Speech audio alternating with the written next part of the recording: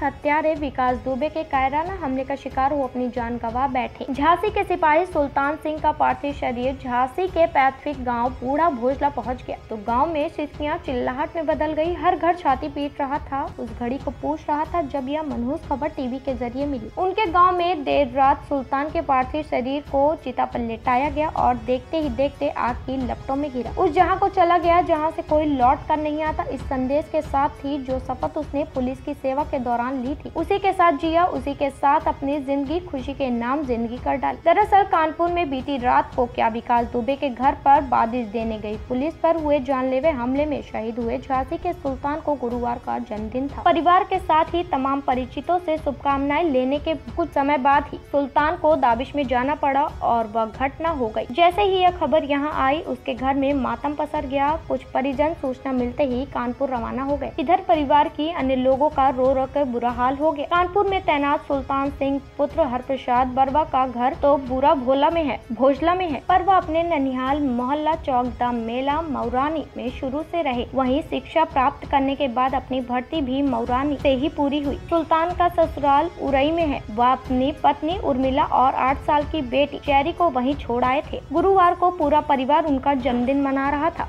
पर कुछ ही समय बाद परिवारों पर दुखों का पहाड़ टूट गया। देर रात बूढ़ा भोजला गांव का हर दरवाजा खुला था। जो गांव शाम होते ही सन्नाटे के आगोश में डूब जाता था। आज वहां का मातमी माहौल आने जाने वालों का कलेजा छन्नी कर रहा था। गांव का ऐसा कोई घर नहीं था जहां से दरो दीवार से रह रहकर निकलने वाली सिसकियां और चित्कार और सन्नाटे लोगों को रोने पर मजबूर नहीं कर रहे थे। आंसुओं के सैलाब में डूबे आंखों को इंतजार था अपने वीर बलिदान बेटे सुल्तान सिंह के पार्थिव शरीर का। शहीद सिपाही सुल्तान सिंह का पार्थिव शरीर को विधायक राजेश सिंह परीक्षा, आईजी सुभाष सिंह बाघेला, जिलाधिकारी आद्र वामसी, वरिष्ठ पुलिस अधीक्षक डॉक्टर प्रदीप कुमार, तमाम पुलिस अधिकारी और पुलिस कर्मियों ने शहीद सुल्तान सिंह को अंतिम विदाई दी।